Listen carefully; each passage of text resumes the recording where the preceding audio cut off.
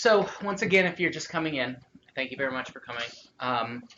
I want to start by saying next week we have a Dr. Hazelwood will be presenting on micro chunking, or chunking, not micro teaching, just chunking, because we realized in research micro teaching is something completely different than chunking, and we're not quite ready for micro teaching yet. Yeah, it's kind of like that at 8 a.m. for non-majors. And then after that, the Wednesday after that is going to be our faculty scholarship forum. And so I'm going to be releasing the lineup for that, which will happen next Wednesday as well. And then on the 23rd, after we get back from fall break, which you will not remember about, is switching it up, student choice. And that, once again, will be Dr. Hazelwood. I wanted to start out the day by just taking a little bit of a moment because we've been working all day long. We've been teaching, we've been giving, we've been focusing and being pulled off topic a lot. And one thing that we have to really focus on is critical thinking is not easy. So I just wanted to start a moment and just have a minute of just silence, eyes closed, eyes open, whatever you need to just kind of focus yourself to the here and the now. And just take a second. 1 minute. 1 minute of time allows you so much calm collection. If you've just entered, the early instruction was, what preconceived ideas about critical thinking do you bring today? Feel free to write that on the little sticky note right around you. And once you do that, you can just put it up on this board over here. I wanted to start today, critical reflection. It's not just a catchphrase, it's an action. It's something that we have to do. We have to intentionally place critical thinking and critical reflection into what we do. So we have this idea of the gym. And I want you to answer a question for me. If you go to the gym once a week, but when you go there for the once a week, you're going to make up for all the times you didn't go during the week. And you'd go for 4 hours straight that day. How are you going to feel the next day? Sore. Is over a long period of time, if you do that for, say, 2 months, are you going to see any change in your physical appearance? No. Ask someone who did it. Well, the reality is this is what we ask and what our students do when they're learning.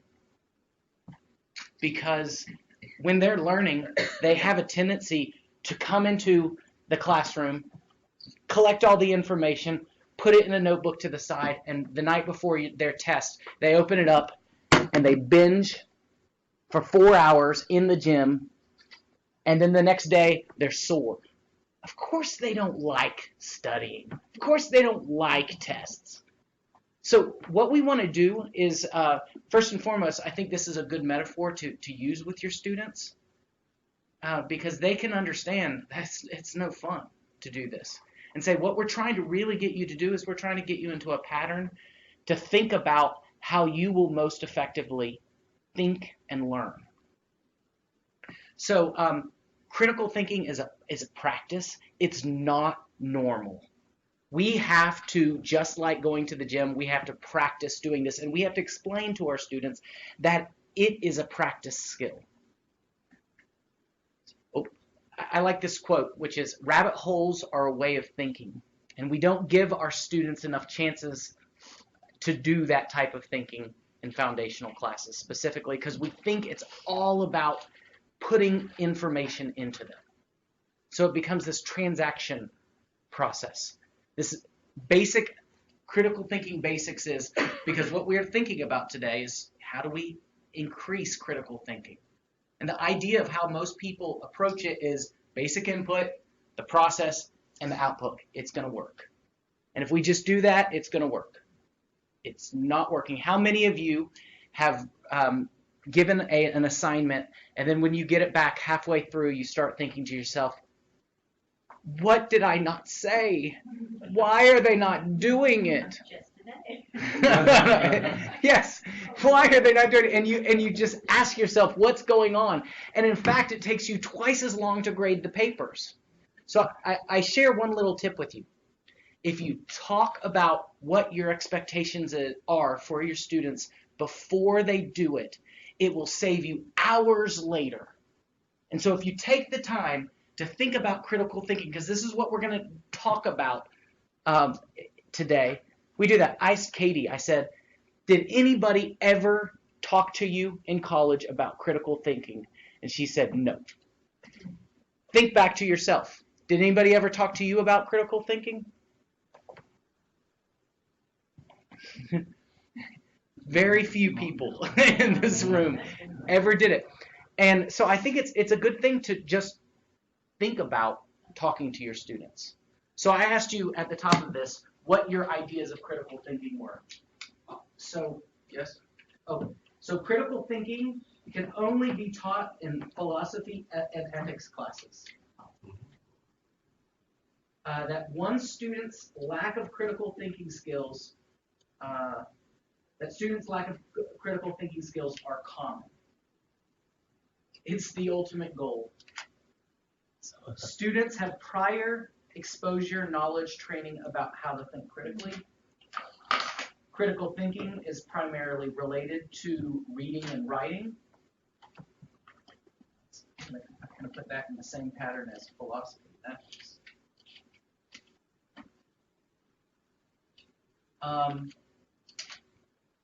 Richard Paul. It's important. All students are beginners.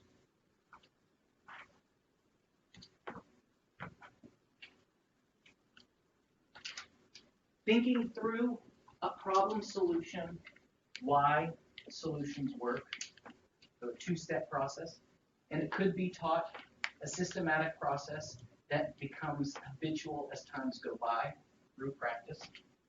And critical reflection is important and intentional. So what the research did say, as I read multiple books and went down a lot of rabbit holes over the past 2 weeks preparing for this, to the point that I had to stop and think, okay, how am I going to put all this together? One thing that the research does say is that students in every content, in every area of expertise, you approach critical thinking differently. So you have to talk to your students about how you approach critical thinking and critical reflection. You have to specifically say it to them, because what the composition teacher expects is completely different than what the biology teacher, which is completely different from what the theater technician thinks about. So your students, as they move from class to class, it changes. And so they don't know what is expected. So the more you can, once again, talk to them, the better. So now we're going to have another sticky note post. So I want you to take a moment, and I want to find out how you define critical thinking. How do you define critical thinking? So take a sticky note right by you. I'll bring one over there to you.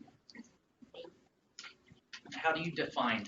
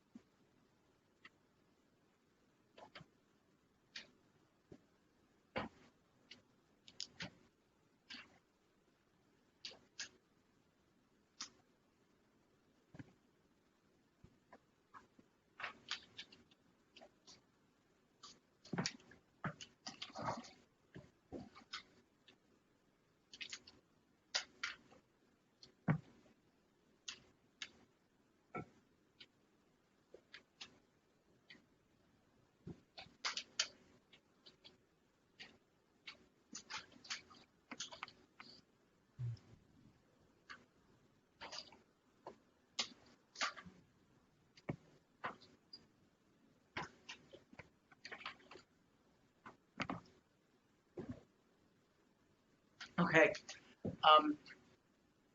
While I'm going to be going through the agenda and the time, today what we're going to do is we're going through ARGWAT, which is what we focused on in our first workshop, which was attention, review, goals, why, agenda, and time.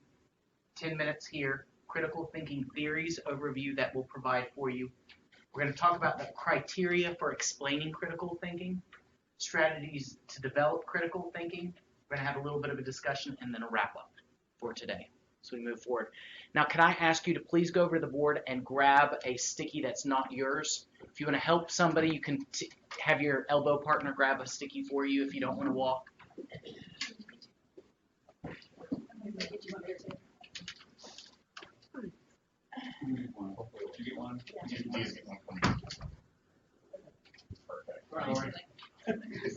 So we just took a couple minutes to write the definition of critical thinking. Do what?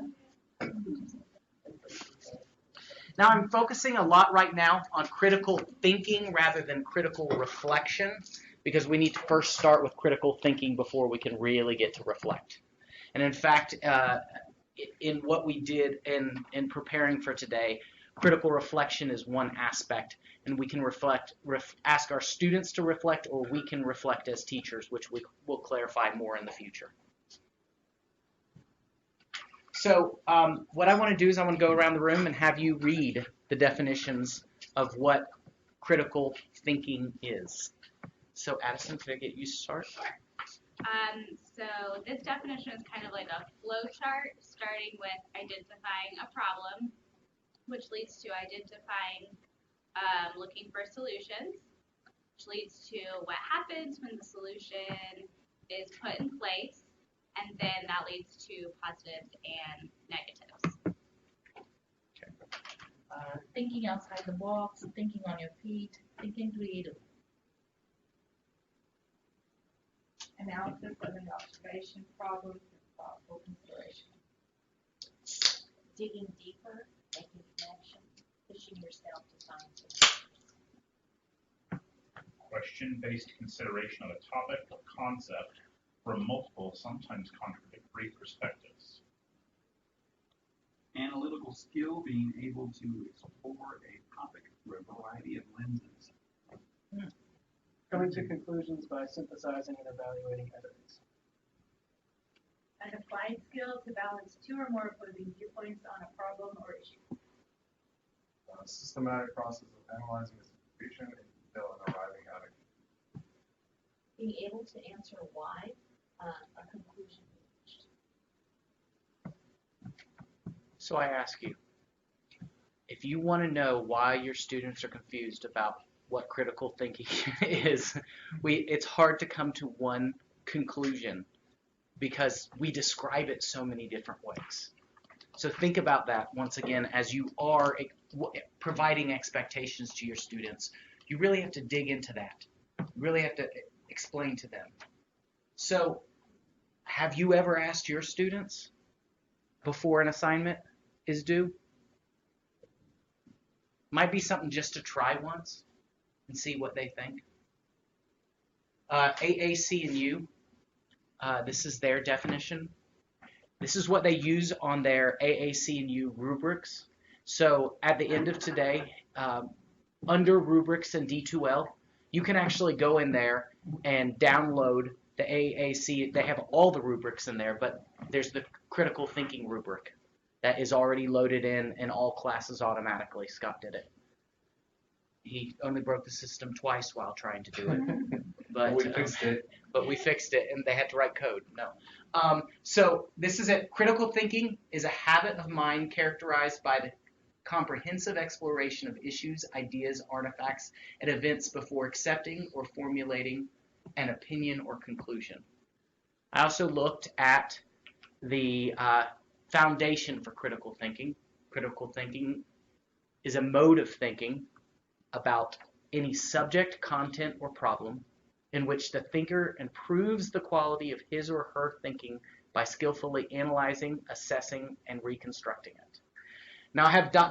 because it goes on a lot more.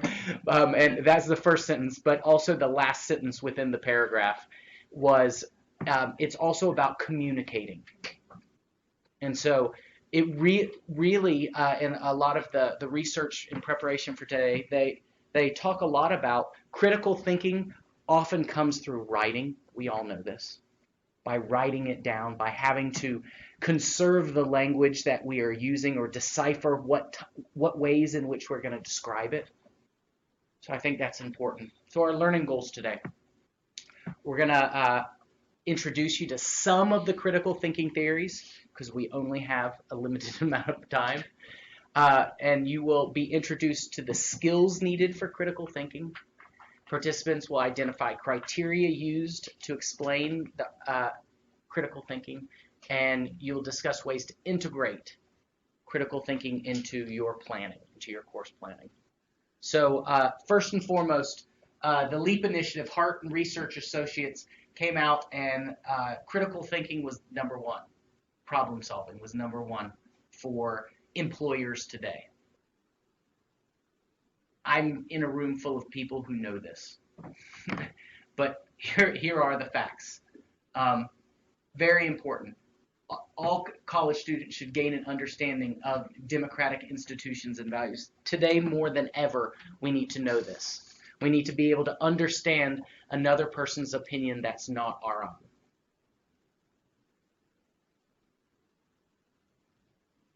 Intercultural skills more than ever.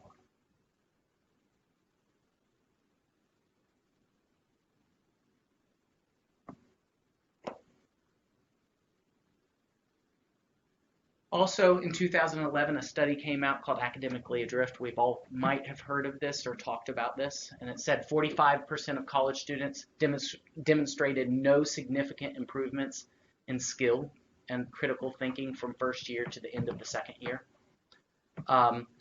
There are studies that have come out that kind of went against this a little bit, but the studies that came out that went against this, they did not track the same cohort. They tracked different students.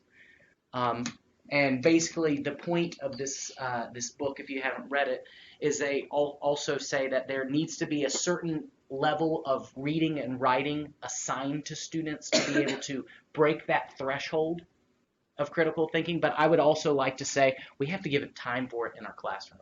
It's plain and simple. We can't expect our students to do anything that we do not demonstrate or give them time to do in the classroom so we can guide them. So the first thing that you have a piece of paper right next to you. We're going to go through a taxonomy of some of the critical thinking theories. This was, once again, it was compiled by Tyne Reimers, and I thought she did an excellent job of working through. So there are four main theories. The first one is developmental, which is stages or phases that people go through as they mature intellectually. So stages and phases. In other words, I was young, I got a little older, I got a little older, I got a little older. This is what they're thinking intellectually. And so in 1976, Martin Covington's self-worth grid was actually taken forward by Susan Walcott. The first person, William Perry up here, just really quickly, he was the first study which was out of Harvard. And then Bielanski came about because in Harvard there were only men. And so Bielanski actually added females into the equation, completely changed everything, shocker. And then we have Susan Walcott, who actually took Martin Covington's self-worth and set it up for steps for better thinking. So in other words, we have different styles of students, and we want to focus how we teach them thinking based upon how they approach learning. So we have our failure avoiders, we have our overstrivers, our success-oriented, and our failure-accepting students based upon how they fear failure and how they're oriented. So there's a whole way of approaching this based upon who your students are as well. Then we came down to learning styles, which led into bioneurological modes of thought because learning styles was quickly smacked down. I mean, that's like saying I can't learn speech without my mouth or hearing something. There are ways of going about this. So how do humans learn? And one of the major individuals in this field is David Cobb, which is learning through experience. So you have your concrete experience, how you feel about that. You reflect on those observations to see, and you move into the abstract conceptualization. So you think and retreat before you move to the next level, which is practical application, and then continue on. So we went from developmental to how the brain actually learns, which is actually probably the most hot right now. And this is how the next level, categories of cognitive skills, is how many college professors approach critical thinking today. And we know this because of Bloom's. His original taxonomy, 56, revised 2001.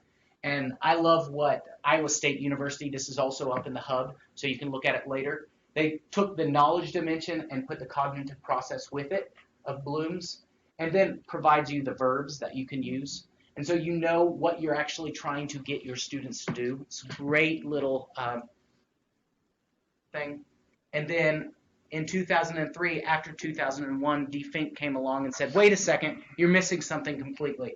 We need to know how human connection and caring changes the way in which we learn. And then the last is process of self and culture and society. So everything I believe, there must be a reason for believing. So how is my thinking compared to those around me? Compared to those who are influencing me? How do I fit within society? And how my learning is adapted by that. And from here we see Sean, and it's reflection in action. And this is where we really get into critical reflection of self. And it's not until you had the idea of comparing how you think based upon reality, the reality around you and the circumstances around you, that you get into reflection in action. And then after him came Stephen Brookfield, which he was the one becoming a critically reflective teacher that really started talking about that.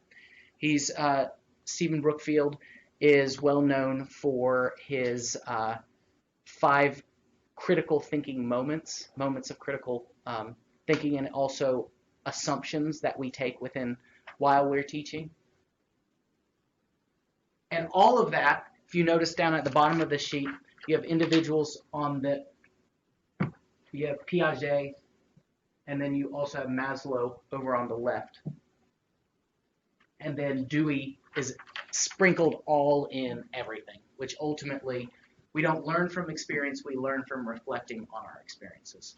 Which I love that statement because it really gets down to the basis of what we have to do. So most people critically, how they break down critically thinking, I talked about AAC and U, and they had explanation of ideas, of issues, evidence, influence of context and assumptions, students' positions, and conclusions and related outcomes. So what I encourage you to think about within the next 5-10 minutes is I want you to kind of change your brain now and think about, we talked about our definitions. We know that students are receiving different information about how they approach critical thinking, so we have to now think about how we're going to explain it to them. So I want you to start thinking about the criteria of how we explain. And so AAC and U, once again, explanation of issues, evidence, influence of context, students' position, conclusions, and related outcomes. Susan Walcott, that I told you earlier, she focused on how we actually change critical thinking for our students, how we approach it differently. And so she uses the 4 criteria: clarify the facts, evaluate the quality,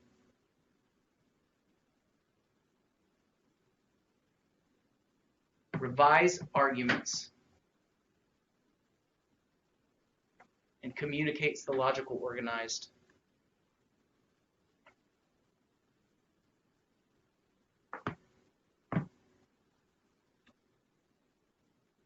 So, for our next exercise, You each, and I'll go back if you did not receive it, you each should have a set of puzzle cards right next to you. Now, just in case, did anybody not receive any? Okay. So what I want you to do is I challenge you now to use these and find a description. And what you have here on the far left is a description that you could use on, say, maybe a rubric to describe critical thinking. And then you have 4 levels. Now this starts with 0, 1, 2, 3, and 4 as you go along. So please do note that the lowest is on the left and the highest is on the right. I want you to take about 10 minutes to really go through, read these, decide what you like, what you don't like, and figure out, if I was going to have these 4 criteria, can I find a definition within this? And we've kind of put them in order for you, just FYI. We've kind of put them in order for you, so like you can go through 4 or 5 and they're all kind of similar, but we just have a different way of explaining it in every discipline.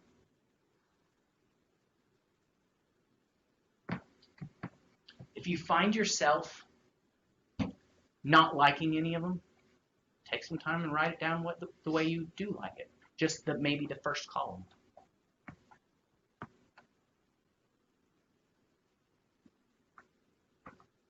Now the ultimate goal of this should potentially be you having 4 criteria statements that you would use. You can use more if you want more. It's about you, it's not about me. But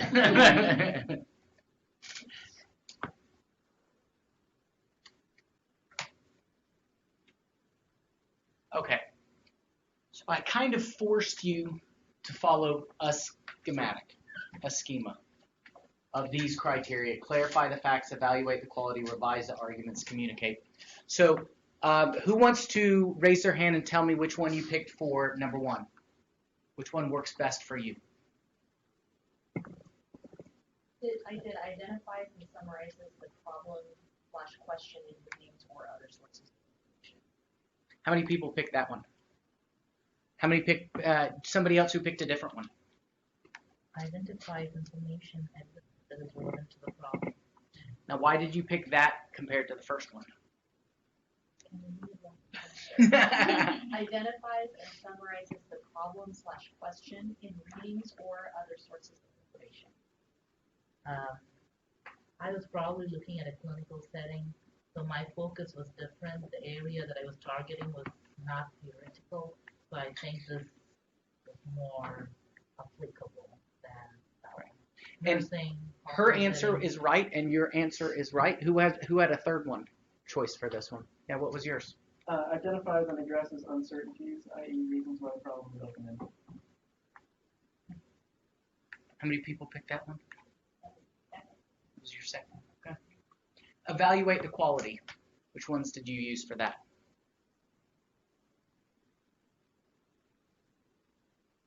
Hopefully somebody who hasn't spoken yet. Adam. So evaluate the quality, i.e. the relevance, reliability, and sufficiency of evidence support for the. Who else picked that? Right? Who picked something different? I had evaluated some very differences and points of view. And it's discipline specific, right? Third one, revise the arguments. What did you pick? Remember, there's no wrong answer. Use reflection to derive interpretations and conclusions. Okay. Who else picked that one? Ooh, popular. And the fourth one, communicate. What did you use? Monitor one's own comprehension and apply various strategies to clarify one's own thoughts and actions. You understand what I'm trying to do right here. If you realize we have multiple answers, none of them are wrong, and they can be different depending upon how we approach critical thinking within the context in which we teach. So This moves us into our strategies for developing it within our students. So number one, discuss it, please, please, please. If there's one thing that I can't say enough today, just ask them, what do you think critical thinking is? You know, if you devote 10 minutes of your time, it will save you hours in grading. It will save them hours. Give your students time to think about it.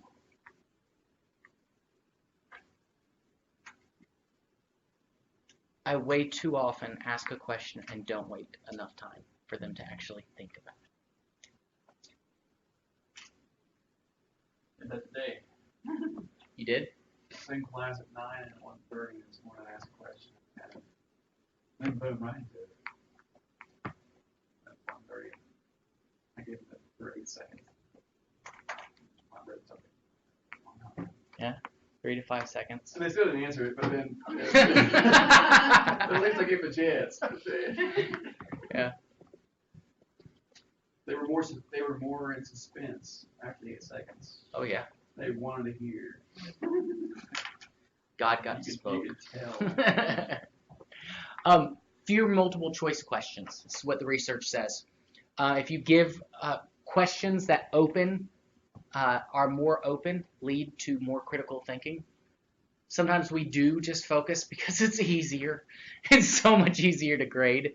But if you leave them more open, your students have the opportunity to explain what they're thinking, and they're forced to explain what they're thinking. And it helps them just practice, practice, practice. Another one, invert the classroom. Now this is, they use the person who talked about this, talked about inverting, very much like flipping, but it's not the same thing. Because your content is outside, right? You can do a quiz before if you want, yes. Problem solving during the class, but give too much information. See, and we all think this. We too frequently we understand our content area. We know how to present it. But sometimes because we're so good at presenting it, we don't give them the opportunity to suffer as they put the content together for themselves. So give them maybe too much information and have them tell you what's the right thing. Have them tell you, because then they come to conclusions. They decide, oh, well, I wouldn't do that this way, because if I did it this way, it would cause this problem. So a simple tweak of how you ask and how you invert your classroom changes a lot. I like this one a lot. Another strategy was teaching broadly. So a lot of times we've learned how to think within our discipline, but we don't allow our students to learn how to think within our discipline. So give them stuff they can't do from the beginning. Don't start with the theory. Just throw the problem at it and watch them. Now, I will be the first person to tell you that everybody who said they did this, at the beginning, the students don't like it. And what you've got to recognize and what you have to constantly tell your students is stick in there with me. We'll get there. Learning hurts. Okay? If it's not hurting, you're not truly learning. And it's the best way to do that. Really make sure you connect with your students first, and this is where that emotional connection is so important. But ask them to discover it for themselves. You know, there's so many people who have come before us, and we just trust what they say. It's kind of like the person that says there's so many neurons in the brain. That little piece of information is actually completely false. It was made up by a lecturer, and everybody else started just believing it and repeating it. The size of neurons, I'll explain more later. And then use team-based learning. How many of you have ever used team-based learning before? Team-based, as Michelson did it, Fink continued to build upon it, and I have later in the slide I have a link, so if you want to go back and learn more about it. Team-based learning, I touched my toe into it, but my toe, when I did that, everybody screamed that said, if you don't do all of team-based learning, you shouldn't do it at all. because it's an all or nothing type of a deal. You can selectively do some team-based approaches, but when you do that, they turn back into groups. Kind of what I did to you today, multiple answers, kind of what I did, have everybody get in groups, everybody decide what they wanted to choose, and then go around the room and say, okay, who chose this? Everybody who chose that, get over here. Who chose this answer? Get over here. Who chose this answer? Get over here. Now, I want you to come together and I want you to create, because you had an opinion, I want you to talk about why you thought the way you thought, and now let's discuss it as a group why you chose that. And that's one team-based learning activity that I could have done with you today. Could have had each of you get together in each of those criteria and see why you chose that. So why is A, why B, why C, D? And you can also do this using technology and have it displayed above the screen. And they don't all have to be right answers. All the questions can be right. It's more about them having to think through the process, the practice of doing that. So what do you think about? What are some critical thinking practices that you employ in your classroom? Let's just talk out right now. I just want to mention this information is very familiar with this. We had a person named Linda Kakudi who came in and talked about critical thinking, and we went to a couple of her presentation. And this is what she talked about: how you need to make the students critically think, and it's a process and they learn. And right now we actually have a course. It's a 2-credit-hour course that just started this semester. It's called Clinical Judgment course, but people call it different way: critical thinking, clinical judgment. However they define it, it's the same thing. You analyze the situation and go through the process. So we are, and I'm not involved in that course, but we are really excited, and I think it'll be right there. The students have said, what they've said so far to me is that they think it's busy work and it's not their favorite class. However, they're not in clinical yet. So I think once they get into that clinical setting and then start using those tools with actual persons, then I think it will be a different experience. So I think just the classroom setting itself right now, maybe it's not as difficult. And they've said, well, it just seems like common. That's what I've heard so far. And that's kind of how it's set up. It's showing them that we know how to think about things and solve problems. So nursing, critical thinking is no different. So, but it takes them so you have a flat tire, what's a structure? And then they'll gradually get to the medical nursing stuff. We do that in education a lot too. We have a lot of reflection papers and things like that that we're trying to get them to make those connections along the way. Because when they're student teaching, we won't be there with them all the time. And so we're trying to get them to think critically and reflectively and bring that into teaching. And not be afraid of making mistakes either. They're never going to be perfect right off the bat. With a couple of presenters that we've had, some of the information that they shared, it's just our style of teaching is that, the sage on the stage, we get up there and we present all this information. We have our PowerPoints, we load our PowerPoints to D2L, we have the notes on the PowerPoints, we have the books and the page numbers, but why? She talked about how students where she was teaching would not even buy the book. What's the point? They give it all to us anyway. It's all right there in the PowerPoint, it's all right there. I don't even need to open the book in order to pass this class and to do well. And so what are we doing when we, open the funnel and pour it into their brain instead of having them actually apply? And she talked about moving the reading down, narrowing it, instead of having 80 pages per night per course. It's impossible. There's no way. Of course they don't read. We've made it impossible. Let's narrow it down to what they really, truly need to review and read, and then hold them accountable when they first come in, like this example of inverting the classroom. The content, if we really are holding them accountable for the content outside, and when they come in, we start with application from day one. And I think that shift of of applying that will, but you have to, as she said, and I think this makes sense, that you have to do it across the curriculum. You can't just do it in one course because that instructor is going to be like the worst instructor in the entire field. Yeah.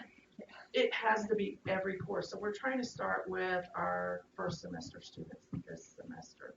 And I think we'll get better at it, but we really are making some changes and shifts with those first semester classes and then continue it through. What we're seeing is that our NCLEX, which is our state boards, they are changing their test questions to be questions that measure critical thinking instead of multiple choice questions. Yeah, yeah, very, very different. A few things that really stood out from what gets Paul said. There is no learning with just the experience, but it happens with the reflection, which is so true. And I've read some research with simulation to where a student would go through the simulation process and do a post-test, no improvement in knowledge, whereas they had a debriefing and the reflection, and then there was that knowledge, increase in the knowledge. One other thing that stood out too, oh yes, you have to teach this to a student, otherwise there is no way they're going to do it. You cannot expect them to critically think. She said that over and over again. You need to teach them. It's not normal. Our brain is designed cognitively to decide what is dangerous, figure out the safest path to go to get to the other side, and then repeat. Rinse and repeat. It is. We don't even realize we're doing it. No, we don't know we're doing it. I mean, our students, and I say it all the time, our students walk in the classroom and they go, "What do you need so I make you feel good to give me the grade that I think I deserve? You tell me that. Where's your rubric? How do we do that?" And how we disrupt that thought is by asking them why. How did you get there? What made you think that? What connected with your life to do that?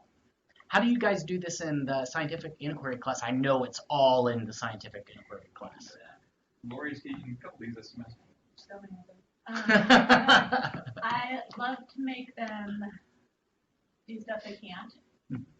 So we were doing that this week. They were learning argumentative fallacies, and they're supposed to read before class, and then we discuss them, and then they had to give me examples, and they can't give me examples, right? Their examples are not correct, and we talk about that. We're like, why isn't this correct? What were you thinking about?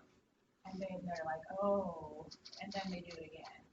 So a big thing in that class is having them, because they think it's easy, right? They're like, I already know how to think like this. I'm already a good critical thinker. And then you're like, well, did you notice this? And they're like, so that is one of my favorite ones. My favorite thing about that is that we have our science students still have to take this class as well as the nursing students have to take this class. And every time they start, they say, I already know this stuff. I'm usually science. I'm good. But this is not a science class. It's a class about science. A class about how scientists think. And none of our students, we really don't talk about that in our science, our biology classes. We don't talk about how you should be looking at this. So it's from the outside.